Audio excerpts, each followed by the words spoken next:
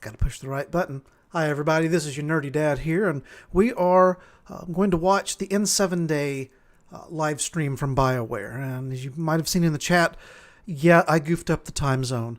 A lot of the announcements pretty much out there at this point, but I did promise we would do a live stream, so let's let's move on with it, I suppose. So we will do the N7-day live stream. As you can see, we're about a half hour behind what it's going to be, but hopefully we can have some good discussions about what's going on. I have to credit my son Zach with the channel art that you saw at the beginning of the opener and closer screen. I will link his socials right down in the doobly-doo, and let's just carry on with this now, I suppose.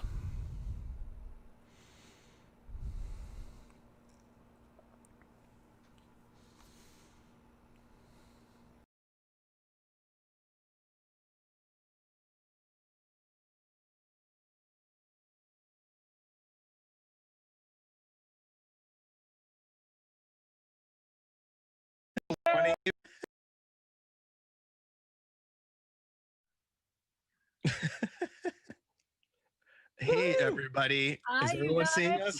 Let's all wave to everyone all over the world watching on N7 Day. Hello, 2020. This is an insane accomplishment of technology because all of us here that you're watching are literally all over the place right now. It's crazy times, but we have gathered our forces together for one very special N7 Day 2020. How things are going to work today. I've been gathering questions from all over the place for days and days and days. I think we got over 1,000 questions, comments, and shout outs from all over the world, really. And so we're going to be going through those. We're going to be taking as many of those as we can, hanging out, telling stories. And at the very end, we're going to do some line readings and just have the best time that we can. I think we're here for nearly 2 hours, I think. So we're gonna have a long time. If you're tuning in live, thank you so much for spending your afternoon with us. It's a crazy day, but it's a happy day. And I think all of us are jazzed up. Some of us are inebriated. So it's time to rock and roll and have a good time. The day to wake up and start drinking. Yes. I know, right? So I'm going to quickly go through the roll call of who is here. And then we'll get started, okay? And first we have lead editor Karen Weeks, who is in my window down there at the bottom. Hi, Karen. So good to see you. We have lead writer, Mr. Patrick Weeks, the killer of men and beasts. Happy to be here. Wow. The breaker of hearts. We have the VO director, casting director, Caroline Livingstone. Woo. Hello, Caroline. I didn't know you were coming until like yesterday, and I'm so stoked to have you here because it makes my job at the end so much easier, and I won't have imposter syndrome. We have the voice of Commander Shepard, Jennifer Hale. Oh. Happy to be here. And we have the other voice of Commander Shepard, Mr. Mark Meir. Yes. Hello. Happy N7 Day. There we go. We have the voice of Liara Tassoni, Allie Hillis. Hi, Allie. Hello. I don't see, is Kimberly here yet? Do we have Kimberly? She'll be joining us in progress. Okay, so we don't have Kimberly yet. I think my windows are maxed out. I've never moderated this many windows, so we'll see how it goes. It's going to be interesting. We have the voice of Caden Nolenko, Raphael Sabarge. Hello. We have the voice of Jack, Courtney Taylor. Is Courtney frozen or just very stoic right now? She might be very. We'll see. It's never been Stats to run a little on the cool side. So yes, we have the voice of Legion, Mr. DC Douglas. Confirmed. All right. The voice of Sam Trainer, Alex Wilton Regan. All right. The voice of Grunt, Mr. Steve Bloom. All right. The voice of Morden, William Salyers. Present and accounted for. Oh, so exciting.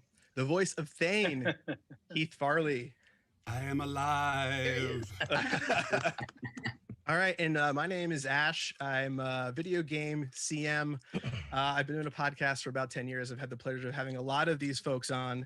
over the course of my 10-year podcasting journey. And this is an absolute treat for me and an absolute pleasure to hang out with all you guys for such a long time. Like most of you watching now, Mass Effect is for me a very special game. It's regarded as my very favorite gaming franchise in all the land. I love it so much, and I am so incredibly excited to hang out with you guys on N7 Day. How's everybody doing? It's hard to ask so many people, but is everyone feeling pretty good? Oh my God. There's Yeah, so I'm much excited happening. I need to say, It's a little weird. that this happened because it was just N7 Day, and why don't we all get together, and it would be really fun. Kimberly, welcome. Yes. There we go. Yeah. She is. And it There we happened go. because of that. I had no idea about the remaster. Had no idea. And it is just the happiest coincidences, along with, one or two other things in the news. Yeah. Yeah. I'm not fine. What's going on? Anything interesting happen? Yeah. No. Nothing at all. No, there's a Just a woman normal day. something. And yeah, I don't know. Yeah. Someone's playing, I don't know, golf forever. Yeah. I don't know. So for those watching all over the world, Jen Hale threw this all together, and this is all her baby. So if you're at home watching, You and Ryan Green and Allie was helping, and yes, well, thank you. we're all one big happy family. But Thank you were the one who pulled us all together. So give Jen a round of applause at home. Is this the biggest Mass Effect cast reunion that's happened thus far? To my knowledge, it might be. Yeah. I don't know. I think It's so. pretty. Caroline's pretty not cool. a yes, I've been so in. I would say so.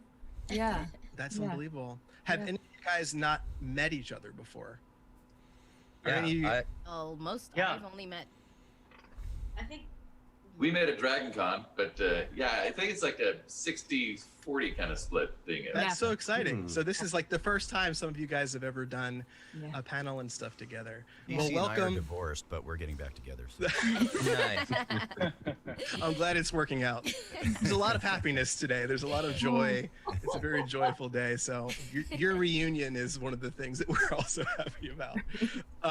So like I said, what we're going to do is we're going to blaze through a number of community questions that we got from all over the place. And we have some amazing shout outs too from people that have been touched by the Mass Effect franchise. So we have all sorts of stuff to go through. And at the end, what we're going to do is read a bunch of lines. And Caroline's here, and she's a professional. She's going to do that part, which is great. So let's go ahead and jump into some questions. And we're going to keep things nice and loose. So a lot of these questions are for everyone. Some are specifically directed to cast members and crew members. So we'll see how things go. The first one is from Great Siamon. And the question is, why do you believe the Mass Effect series is beloved by so many, even so long after its release?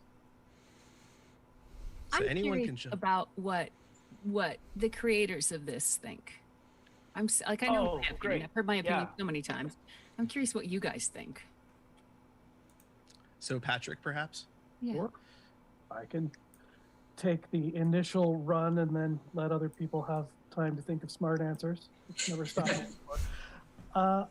I think it's the characters. I think we wanted to tell a simple story. Good versus evil. What makes humanity great? What makes people great? And the answer, the answer comes down to friendship and found family and people coming together to triumph over adversity. And it could have been just another kill everything game, but it's a game where you're getting to know people, you're getting to care about the inner lives of the people you're working with, until at the end you feel like this is really somebody who you'd be willing to lay down your life for. And I think that's really powerful. And more to the point, maybe people that would not have come together otherwise. You should be a writer. that's right. You should write some of that stuff down. That's really good.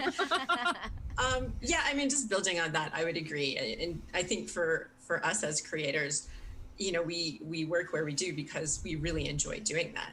And for me, it's magical to see the process from it being ideas in everyone's heads to then our amazing artists start putting features together, and then you all start adding the voices. And when we hear the voices being played back when you first start recording lines, that's when it's real. And it's just amazing. And all of that positive energy that everyone puts into it, I don't know, I'm feeling very positive energy and woo-woo today, but that means something, you know, and you put it into it and players play it, and that's something real. And it's something that really appeals to people, just that genuineness and the love that you put into it. I think it spreads, man. So it does. It's cool.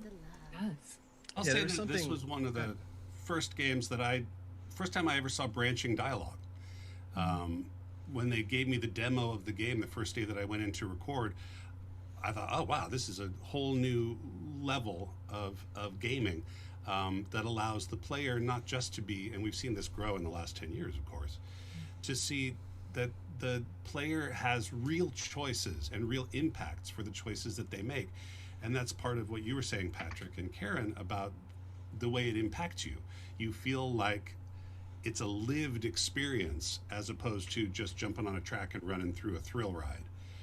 And there's nothing against that at all.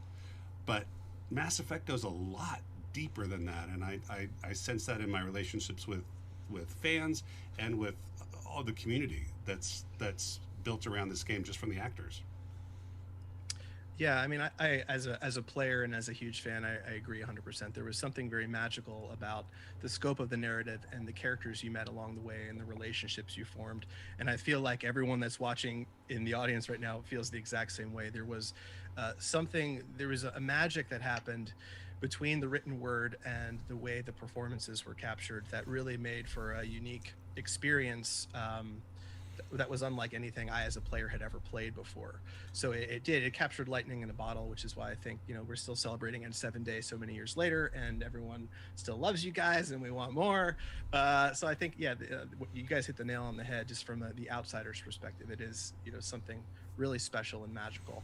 I do have a comment here. This is a shout out from Ghost Rider 21601, and this is for Jennifer and Mark. He says, I'm from the UK and had a really tough time, and I had to look after my dad from an early age, and the Shepherds taught me so much how to be strong and how to keep going and not let anything take my will to fight. They literally saved my life, and I can't thank them enough. Oh, and we got too early to cry. I know, right? We got so many of these. Thank you. I wanted to say really quickly that I said we got over 1,000 of these in, and I'm going to put them all in a PDF and send them out to you guys just if you want to ever look through them. So even if you're watching and your question doesn't get read, they're still going to have an opportunity to look at all these kind words that you guys said. And there's a lot of them because, like I said, with a story that means so much to so many people, a lot of people are touched very personally by the narrative and by your performances. So it's cool to see, you know, you guys are celebrated on, you know, today too. So that's really cool. I mean, it's really amazing the amount of people that I have had come up to, and I'm sure Jennifer has the same experience, that have had a really hard time, have been going through a really rough patch, and the game helped them through, whether it was a family matter, whether it was medical problems, things like that. People identified so closely with Shepard and the crew and with the characters, and it let them get through actual problems in their lives, and it's really an honor to have been part of something like that. And it was such a collaborative thing. It was the writers, it was the cast, and ultimately the player as well, because Mass Effect was a game that gave the player agency. It was one of the first games where you had a voiced protagonist, and that let you immerse yourself in Shepard so completely.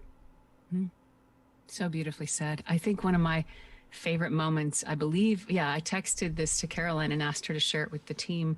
I was somewhere, maybe Chicago or somewhere at a convention when we did that live, and a woman came up to me. She was in her early 30s, I think, and she had had a stroke. And the way her physiotherapist suggested that she get back her fine motor movements was to learn to game, to get a controller and start learning to work that. And the game she chose to dive in with was Mass Effect. So she's like, I waited in line to tell you that you guys gave me my ability to move back my body. You healed me. And I was like, oh my God. And the piece that stands out for me, Mark, you said it so beautifully. I'm always reminded when people tell us these stories, like, it's so incredible. First, thank you, because wow, and it is such an honor. And also, you did the work. You did the healing. We gave you a vehicle, but you picked it up and drove it. Like, it's your achievement, and good on you. Yeah, that's wonderful stuff. We had another question from David Cameron, and this is for everyone. He asks, has your participation... I'll just pause it right here and say, they're right in the fact that you can use the Mass Effect trilogy specifically to kind of get through some things, simply because the world is so immersive. You can lose yourself in the world, and I played it on PS3, but I will be doing a playthrough of the remastered trilogy once it comes out early next year, and there are times where I just would sit and play the game for hours, and that's those that know me know that I really can't sit and do much of anything for hours, least of all stare at a screen, even though that's kind of what I do for a living. So they're absolutely right in that you can lose yourself in the game, lose yourself in the characters, and really identify with some of them and some of the things that they go through. As much as we might try, we can't win everything all the time. And if you're going to prioritize this over that, then you're going to have this outcome. Just like trying to get the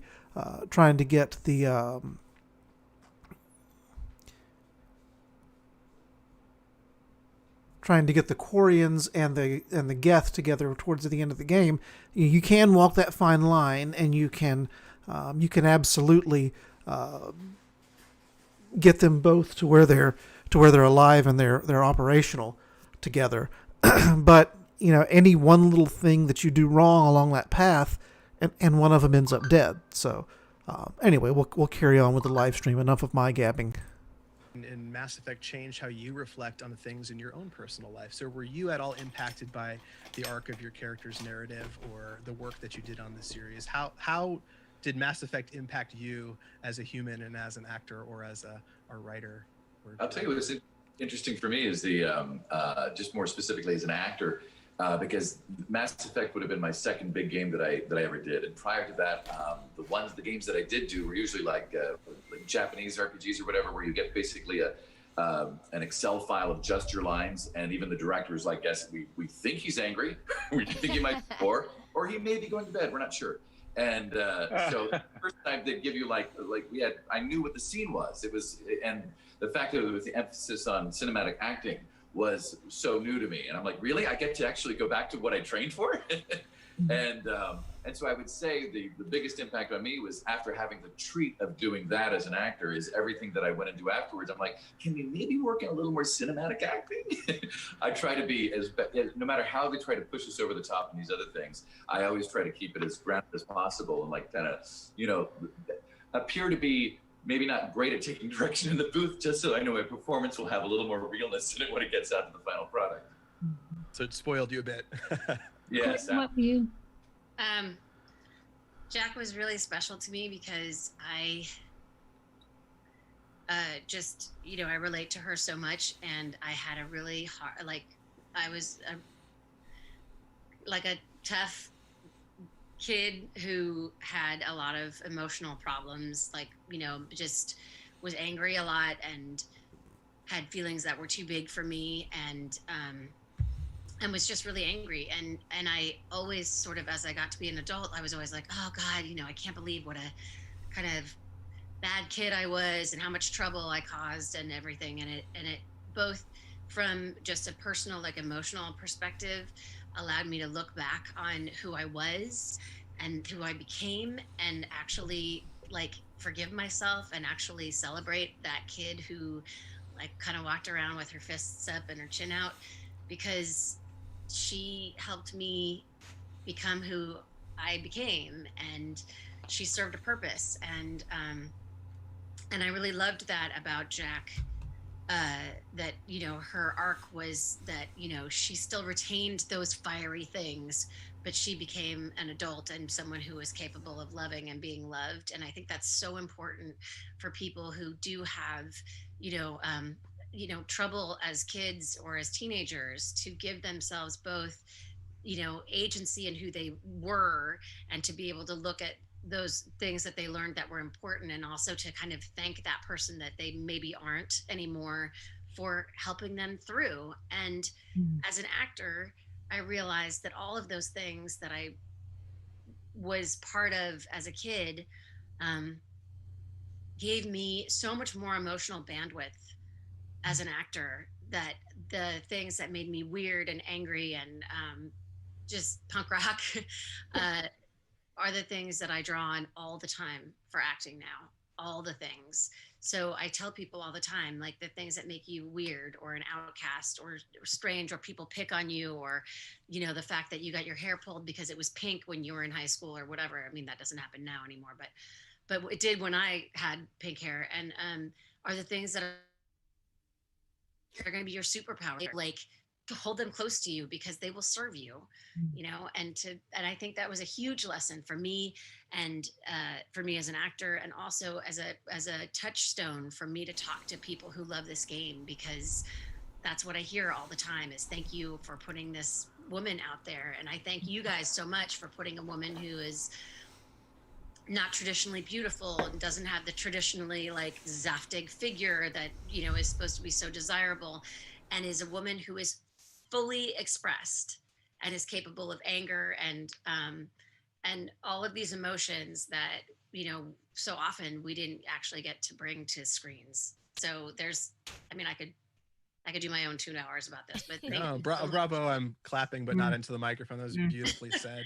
And really quickly, I don't want to cut anyone off, but as I got to know you over the years, 'cause I think I first interviewed you, Courtney, like 8 or 9 years ago or something ridiculous like that, I did realize very quickly how much you were like Jack, and I loved Jack and instantly just loved you, because your personalities were very much like, in the best ways, not in like the punch me in the face ways, but you're very much like Jack in a wonderful way. I see a so from Allie. Anybody else on this? Can I build on something that Courtney was just talking about? Absolutely. So just as Courtney was talking about how she identifies with Jack, I don't know. I think maybe Ali knows this, maybe Courtney, maybe Jen, maybe, I'm not sure about Caroline and everyone else actually, but I have 2 moms and I don't have a dad.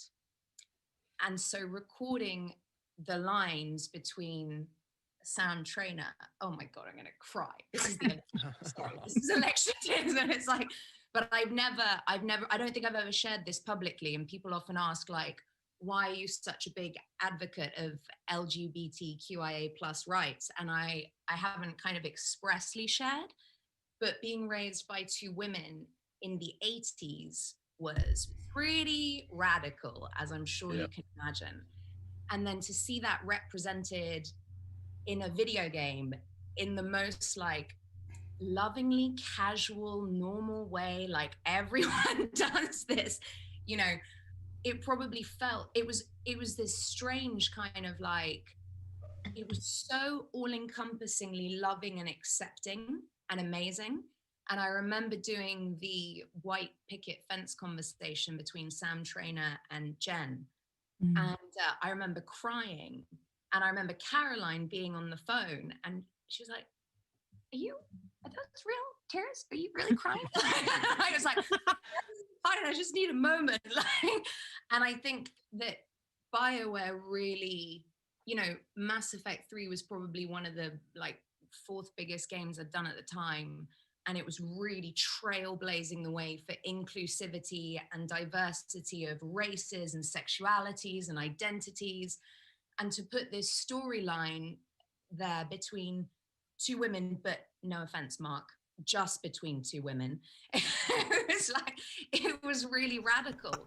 And to me, I was kind of going home and I was saying to my mom, I was like, yeah, and like, she's gay and like, she wants to, they want to live together and have a dog and, a white picket fence and all the normal stuff that we had, it's like, except we didn't have dogs. We obviously had cats because my mothers were lesbians, and lesbians have so that felt like a huge moment for me personally, like representing my mom's journey in a way. Yeah. So one thing, and I don't remember if Caroline or Karen remember this, but when I was working on the trainer arc, one of the things I did was we had some LGBT folks in the office, and I showed it to one of our gay coworkers, Suzanne, and I said, what is not in here that you would like to be in here? What do you as a lesbian wish were part of this arc? And the white picket fences conversation was what she said she wanted. It wasn't in there in the first draft. And she said, you know, we get the hot girls kissing stuff all the time. We don't get, I would like to have a house. I would like to have a white picket fence and a dog and like the domestic stuff. And you know, so it was kind of a last minute thing, but because someone in the office said that's what we want to see, we threw that in, and I'm really glad that it meant something. It's the implication of family, Patrick. I think that's what we're talking about. You know, we're talking about the implication of family and what that does for not just all the younger people out there playing as these characters and finding themselves and their sexuality in that, but also now, you know, like now my story's not even that interesting anymore. It's like the new normal. It's really depressing, quite frankly. Everyone's got two moms nowadays. You know? That's ultimately what everybody wants, is just to be normal. And like, it doesn't have to be that your story is the same as everybody else, but that you can say like, that it's actually, this was such a huge thing to make things unremarkable, because that's what they should be. It doesn't matter who you love. Exactly. It doesn't matter what you look like.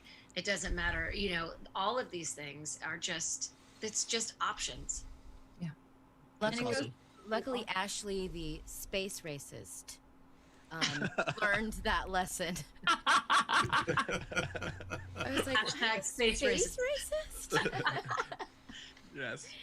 No, those are great answers. Authenticity, right? It goes back to the authenticity, and you guys kept that throughout all of the games. And when we go down to the core of what people really clung to with these games, I feel like everybody out there, all you guys, would raise your hand when we say, you know, everything about that game was authentic. Everything was justified. There's so many times in games, especially, but you know, all across, you know, the acting world, we actors deal with things that just don't seem justified. They don't seem tangible. They don't seem real. We kind of have to roll with it, and you know, our directors help us through.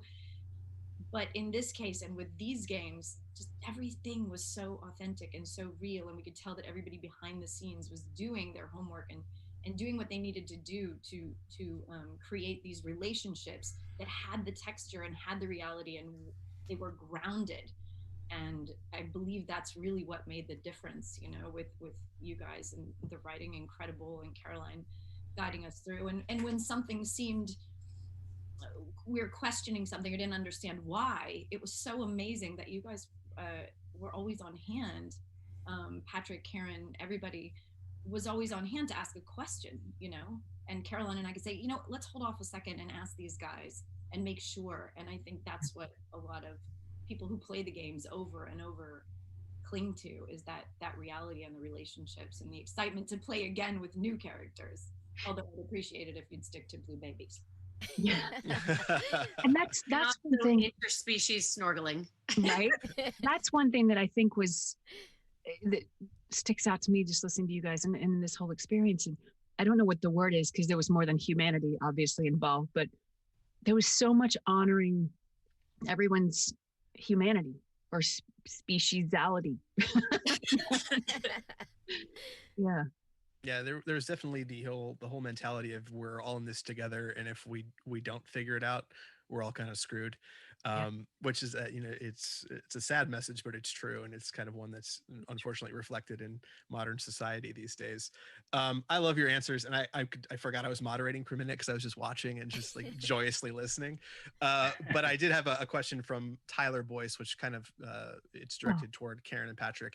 It says, what do you look for in writers or narrative designers when it comes to Mass Effect? How can you tell in someone's resume, portfolio, et cetera, that they have the right stuff? So what is it about writing a game as robust as this that is that you, not that you're looking to hire, but what is it that you guys look for in a teammate?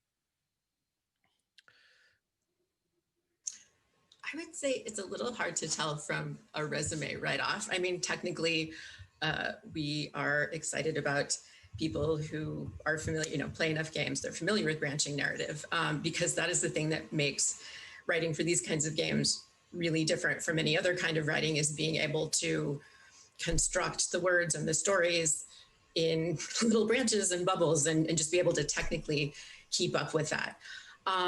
A lot of our writers come from either playwriting or screenwriting backgrounds. So I think the ability to, as you all were saying, connect with the characters and figure out, it's when you're writing, how to write a line that is conveying information that is absolutely contrived and written and sculpted in a very specific way, but makes it sound very natural. And that's where, Caroline is a huge part of this process, because she will very politely and kindly say, humans can't say this. These words don't work that way. And so she really helps us to craft those lines and to, make suggestions about how, what we're trying to say, how the words can come out, and how you all can be given the best tools to express that. So I think people who really understand, who are really good at writing dialogue and using dialogue to convey not only plot points and go there and kill that person, but good, how to make emotional connections between the feelings and the words that are coming out of all the mouths of the pixels. Good answer. I would agree with all of that. The other thing I would add is that our games are games about voices and characters, and a lot of what we look for in a writer is two things that on the surface are very different. We look for someone who can bring a unique voice, who can write with a unique style. Chris Latoile, the writer who did the original writing for both Thane and Legion, for example, they have such unique voices, and DC and Keith, you brought them to life in such a fantastic way. And then sort of the counterintuitive flip side of that is that also, because it's such a team process, because I was one of, between 5 and 10 writers on each Mass Effect game. And Karen was one of, I think, 3 editors, 4? So yeah, the ability to blend in with that voice so that Shepard always sounds like Shepard and not Patrick's Shepard or Drew's Shepard or Chris's Shepard, because there are times when I have, I as Patrick would have to write a Thane line, and I have to be able to, I will never do it as well as the original writer, but I have to be able to mimic that voice so that the character sounds consistent. And, our ability to do that well enough that the voice actors, with Caroline's direction, can bring that home and make it sound authentic. That's one of the important parts about making the game feel consistent. I would say also a great thing about that is, the further we went and the more you all got used to your characters, the more you would call us on times when we screwed that up, and you'd say, I don't think she'd say it like that. I don't think, and you were absolutely right. And so that for me was really exciting. The more games we did, was just everybody understanding these characters so well that it was sort of like you could speak the language of your character, and even better than we did sometimes. So that was much appreciated. So the short answer is get good, right? Write a lot, and get very good at it. Find your voice, right? Absolutely. Find your voice as a writer and be able to collaborate, right? That's what I'm hearing. Yeah. It's actually a good segue. We have a question from BioJim for DC. He says, how challenging was it to bring emotion to a character that was just discovering that he could experience emotion? Oh, well, for an actor like me, it was very easy. No, I'll tell you, what was interesting about it was was getting the audition. I think the first time it was an audition that I knew that it was for that character, because they did it around earlier that it was disguised as something else that was very military. But the second time, they sent basically, oh God, what was it? It was a memorial speech or a requiem speech at someone's funeral. And so it was to have the emotion of somebody speaking at that, but also that you're also a robot. So they wanted something in between Hal and this other thing. I can't even remember the breakdown of the character. But once you kind of like find that middle line, it's actually sorry, I've had coffee and no food, so I'm. It's all good. I'm there with you. Essentially, it's that when you're a young actor and you first go, for me, what I noticed with the people that I studied with back in the 80s, and we started in these lower classes, trying, really just emoting as much as we could with these characters. And then at one point along the process, the learning process, a click happens, and all of a sudden you stop working. You stop working at it, and it's just all of a sudden everything becomes easy. I mean, granted, there's always going to be emotional challenges, but there's the general idea of like when you switch over from trying to be an actor to being an actor, and now you still got all that other growth, but it's just a switch. And that's what kind of like doing Legion is that there's in that dialogue that in that middle row that you're supposed to go, it's just turn the switch off.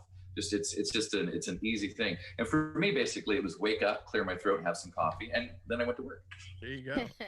That's great. That's great. And the direction, by the way. Well, obviously the writing, direction as well was really important in all of that. Like this is that moment. Like, I mean, Caroline, like without voice directors, what we do is just not as good. It's just not as good. Like, we're skilled, but we're like, I got 10 forks. Let me try to make something. They're like, no. Let me just give you a fork and a knife and go, oh, that's better. Like. Yeah. It's funny. I've interviewed a lot of these guys over the past 10 years, and Caroline, they all talk about you like you're Gandalf the White coming over the hill, like in the middle of the interview. And then Caroline said this to me, and it all made sense. You're so modest. You're shaking your head. No. Alex wanted to say something, but after you talk, Alex, I have a brief Caroline story. No.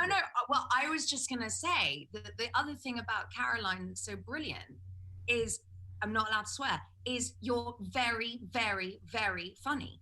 And so you'll be in a session with you for like 4 hours, and in London booths ain't like LA booths, my loves. Okay, London booths are like here, and you're like, yeah, Mike, fine. Yeah.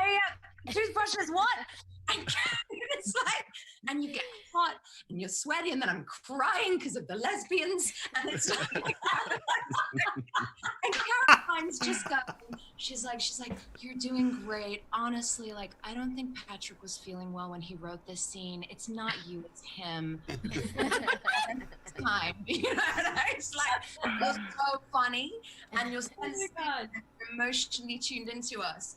And you just make the job a lot more joyous. So please accept this. Yes. Yeah, you were like, Caroline, I mean, Caroline was able to be with us in person for, many of the early pieces of Mass Effect. And then as you get going, especially as you get closer to deadline, she would need to be in Edmonton and would Skype in. But she was always like the steady voice of reason. She would always get it done. And there were 2 stories that stand out for me. One was the day, Caroline, I think, I always asked what the count was. When I walk in, I'm like, what's the count? Because I needed to know how much time we had to chit chat, because I love everybody so much. I just want to visit, but I'm like, we get a high count. There's not a lot of chit chat, and there's very short pee breaks. I just need to know how to frame my day and how to manage my energy. Jen, for people who don't know what that means, the count, explain what the count is to the people who don't know what that means. How many lines we have to get done that day. Right. Thank you, Bill. You're right. In a certain amount of time. In a certain amount of time. Yeah, we had 4 hours, and I have to pee at some point. I got to refill my water. I got to make tea. Okay. And I love these people. I want to know how they are, And so one day I walked in and I was like, what's the count? She goes, oh. And I said, well, what is it? And I'm a little competitive with myself. Now, I don't believe in competition among other people, but for myself, I'm like, okay, what is it? So she goes, well, it's high. And I said, what? And she says, well, Steve, she said I think it was like 563 or something like that. And I said, oh. And she goes, yeah, Steve doesn't think we can do it. And I was like, what? What?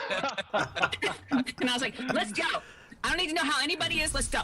And for people who aren't good at math, including me, that's like, you got to think about, that's in 4 hours, guys. So that's like, is it 2 lines a minute? What you think is not, where you're like 2 lines a minute, whatever, but that's people listening back. That's you making adjustments and stuff like that. ABC so takes. So she's a master. Well, they are masters. Fortunately, it was short stuff. It was like DLC. It was Citadel. It wasn't as still, even if it's like nice gun, if you're doing 600 lines, 4 hours, you know, it's nice gun. That did happen though. I remember it being very clear, like hearing down the line this edge from Jen, which was like, did someone say I can't do that? And then it was just like game on. There was just no stopping. I've never surpassed that line count. What a ridiculous. But she was hell-bent. It was happening. You know, don't tell me I can't, because then I have to, even if I don't want to. You know? Exactly. That's beautiful. I love that so much. That actually segues pretty good into a question we had for Caroline. Let me find it. This is from Tom the Builder. He says, how does one even begin to tackle VO direction on a huge title like Mass Effect or Dragon Age? How do you keep consistency in tone when things are recorded out of order over such a long period of time? That's a thick question. I mean, as far as consistency goes, that's all writing and editing. Like they know the voices, they know the story so completely. And honestly, it's just, for me, I just have to consume as much as I can. Like I try to let it like rain on me. I watch as much as I can. I read as much as I can. But there are often times in the booth where I'm like, I don't know where this scene is being held. And sometimes it's like, okay, I'm going to make something up on the spot here because I'm not 100% sure. And sometimes it's a shot in the dark. I mean, 40,000 lines of dialogue, it's a bit trippy. So I really do have to rely on the editors and the writers. They give situation synopsis at the top of the scene. And also, I'm not gonna lie, sometimes the actors are like, oh no. Like Mark was really good with that. No, Cab. This happened on Eden Prime. They're referring back to, and he would know like which plot it was referring back to. Oh no, that was in Mass Effect 1, and I'm recording Mass Effect 3, and he remembered that. So it's such a collaboration. Like I rely heavily on so many people, and that's all I have to say about No, it's a great answer. Well, I'm shocked and scandalized to hear that, because you were my rock. I was depending on you the entire time. I have to say that about you, Mark. Like we've had the good fortune to work together on a couple of things, and we did that lovely the thing. What's the name of the thing that's airing after this? I can't remember what it's called. Omniblades in the Dark. Omniblades in the Dark. Yes. I'm constantly so impressed by your brain and by your sheer intelligence and your mastery of detail and comedy and everything else. Like it's just beautiful to watch. Anyway, I just had to shout that out. Oh no, please go on, Jennifer. I think we have another hour or so. Yeah. Let's talk about Mark. Birds talk to each other because they're near each other on my screen. And I'm like, oh look. I know, I'm doing the same thing. I'm like, this is so cool to watch. That was the one thing in Mass Effect I wish we could have had more of was Mark and Jennifer talking to each other. Well, I always thought that in the Citadel DLC, you could have. I think actually we could have gender flipped the clone. Yeah, that's what I was thinking. Like that would have been so good. When I went into the booth to record with Caroline that day, I was just like, oh, hey, wouldn't it be a great idea if like they switched the chromosomes on the clones, so like male shepherd would fight a female shepherd clone and female shepherd would fight a male shepherd clone. Would have been so good. And Caroline was like, that's a great idea. We need to record this because this significant telomere shortening to X chromosomes. Problematic. I would like to put out that challenge. I've done this at conventions before and no one has taken me up on it yet. But some talented fan with access to the Citadel DLC and editing skills, could you please put that together as a YouTube video, please? I'm putting it out now on Uncertain Look Day. at the chat to see who's going to do it. Yeah, it'll be done by midnight. You know how the internet works these days. It's already in the works. Can't hold nerds back, that's for sure. This question is for William. It's from someone named Martin. We're getting into the dark side of Mass Effect. Do you like the way Morden's story ended? Yeah, because it was wonderful to be able to play that. And that kind of loops back. I also have my Carolyn's story about coming in.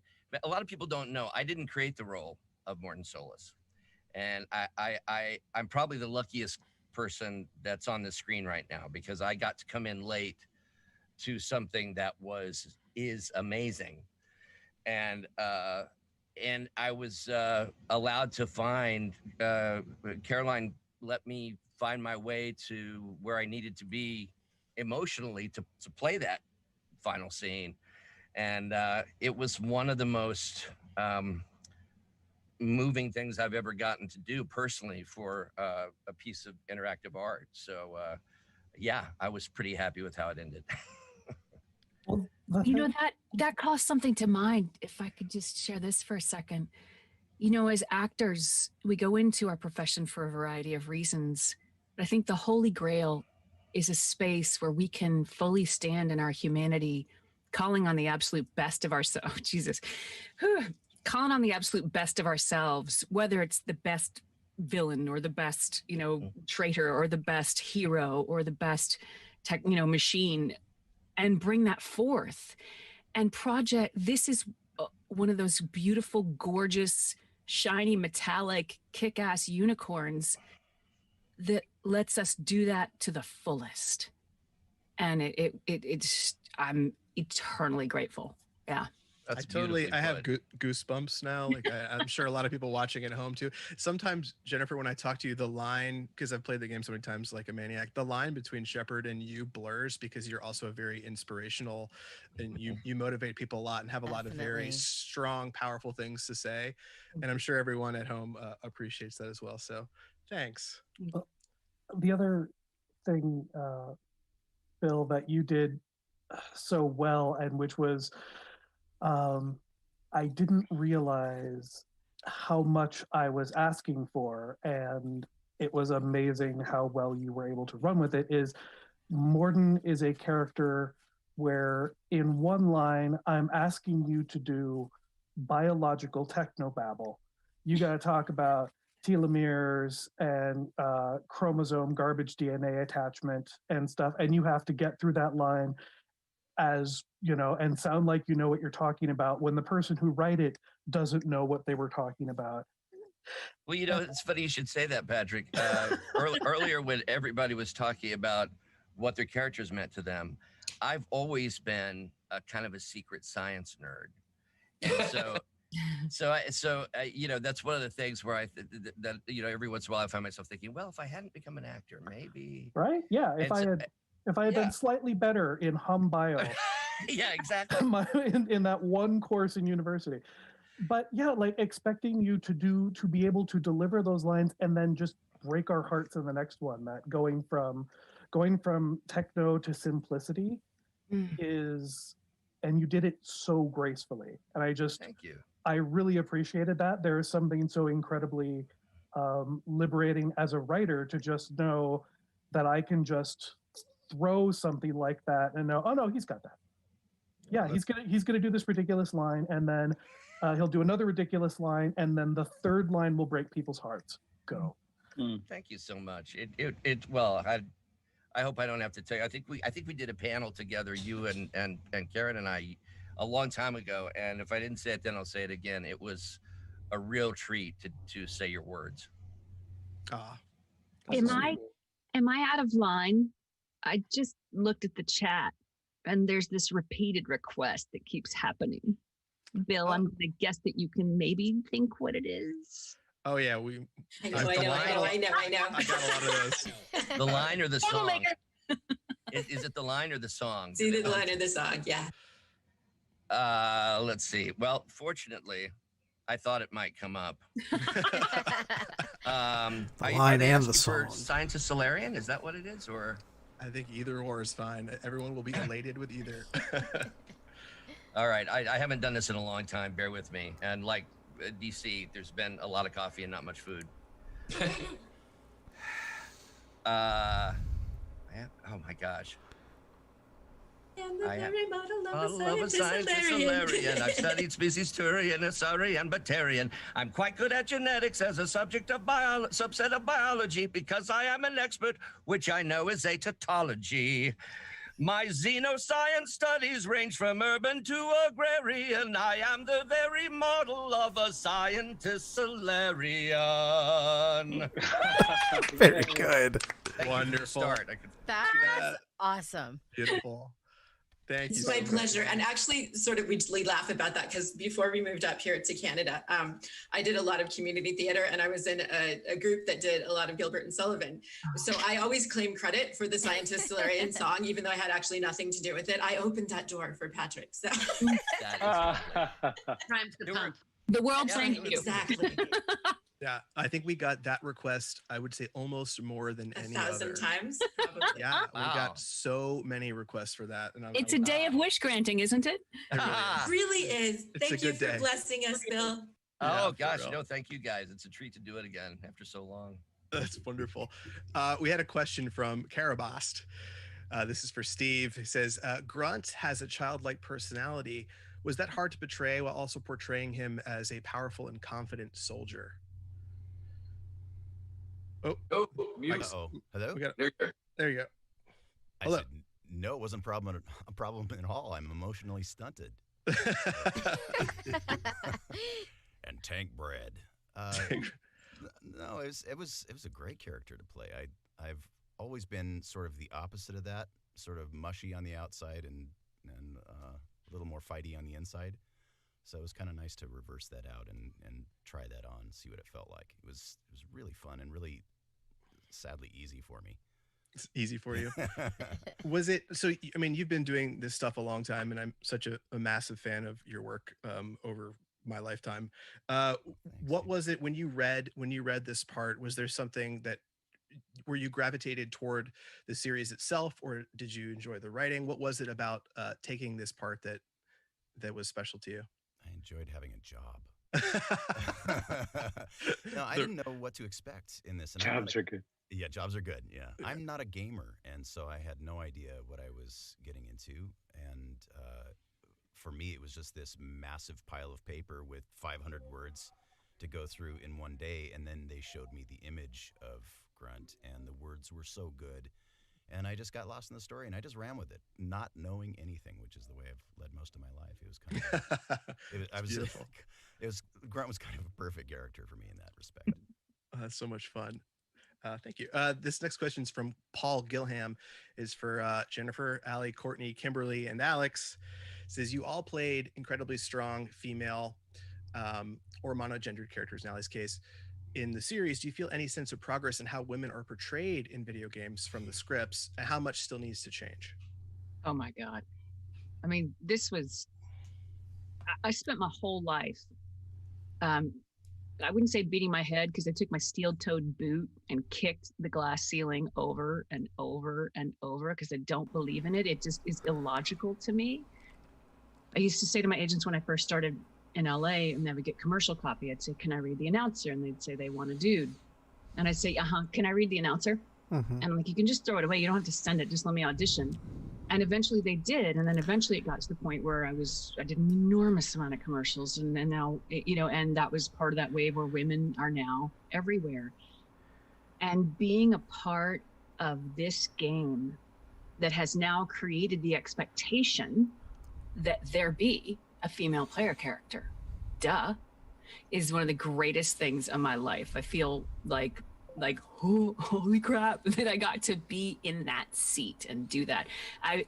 Casey Hudson, who is our glorious loving overlord, is not here right now, but he is, my experience of him is that he's a more reserved person who doesn't seek attention. And we were at GameStop at midnight on a Saturday at the release of Mass Effect 3. And I had heard, because of I'm looking in the camera, all you guys out there really pushed the honoring of FemShep as well as BroShep, male shep. And everybody at Bioware listened and put FemShep on the box. And when somebody dropped that, oh my goodness, when somebody dropped that first box in front of me, I was like this. And I stood up on the table, a la what's his name in that movie, and held it over my head, and I screamed at Casey Hudson over the crowd, "Casey Hudson, thank you!" And he was like, "Oh God, make her stop." So good. But it was a divine moment, and this game did that. This game finally was the moment when the boot crashed through the glass, and it's glorious. And it's not my boot, it's a boot happened to be on my foot, powered by millions of women, and decades, centuries of desire. And I'm insane, and men right beside them pushing for the same. And that's like, so that was my experience. Great. Wow. Great. Well, I think that things have definitely changed for the better, for roles for women of color, brown and black women. Sorry. So I'm excited about all of that, because I've noticed, especially since I don't know, just this year, one good thing that's come out of 2020 is just this movement and this awareness of just inclusion, and the lack of it. So I feel like the copy I've been getting sent for auditions has just been drastically changing. I'm seeing it change before my eyes. More and more roles for me, really. So it's really exciting. And I think Ashley was always such a strong character, and I felt very badass playing her, and I felt very lucky and privileged to get to voice that role, because I felt like this was something important happening at the time. So it's just, I don't know, it's exciting to be a part of it. And I missed the very beginning. There's going to be a remastered. Oh, right. Yes. I just wanted, is that like for the ones we did, right? Yeah. Okay, so sorry. It's remastering the first 3 and then putting them out so that people owning consoles that were made in this century can play them. Oh. Say sarcastically, but yeah, so they're updated so that they're playable on modern consoles. Okay, so that's really cool. So now that's what I just was, to get back to what we were saying, I just am excited that that's going to be a new way to see these characters that that we've gotten to so lucky to voice. And that was my 10 cents I had to chime in, because unfortunately I have to leave because I have another commitment. Really, before you go, can I say one thing? I didn't work on Mass Effect 1. I was working on Dragon Age Origins, and so I started seeing little bits, and you're the first female character that I saw when I was, in the studio. Wow. And I heard you talking, and I was just like, oh, she kicks ass. And it was so inspiring and so fabulous. And so I just wanted to thank you for that, because that for me, you haven't been working at Bioware that long, and I heard your voice and I saw that character and I was like, oh, this is cool. And it really did kind of change everything. It was one of those changes everything moments. So thank you so much. Thank you so much. And it's the same for me, right back at you. I mean, it just changed everything for me too. It's like my most beloved character, and I get so much love. And people are a little bit like, I played Caden, but in general, I'm just saying it's been a little life-changing for me. So it's been a really incredible project to be a part of, and I hope that there's, a lot more in the future. But I'm so sorry to cut out. I have something at 12. So glad you could be here. Thank you so much. I'm so excited to be a part of this. Yay. Thank you all so much. Bye, Kimberly. All right, take care, everybody. Love you. Bye. Ashley is actually one of my favorite characters. She has a very good arc. I think that not only did this game change how women are seen, so many of us have benefited in the fact that a female player character is the norm now, that it's expected, and not only females now, but people who are LGBTQ player characters, that you can be whoever you are or whoever you are not. And I think that's so incredible, because I think this game changed that in across the board about empathy to people who are not like you, and the opportunity to play someone. Because I've talked to so many gamers who say, I'll always ask them, obviously, I was female player in Fallout, but I always ask because I'm like, well, who did you play? And I'm always so interested to hear in these big franchises that so many men ended up playing the female character. And I think that's so important to bring everybody along together so that you can step into the shoes of someone you are not in every day. And that will change how you treat people. Absolutely. And, you know, I joke about interspecies snorkeling, but, you know, it's important. Representation is important. It's important for kids to see women who are not like portrayed in the same way all the time, that we are not blow up dolls, that we are not porn stars, that we do not, you know, not all snipers have huge boobs and bikini tops.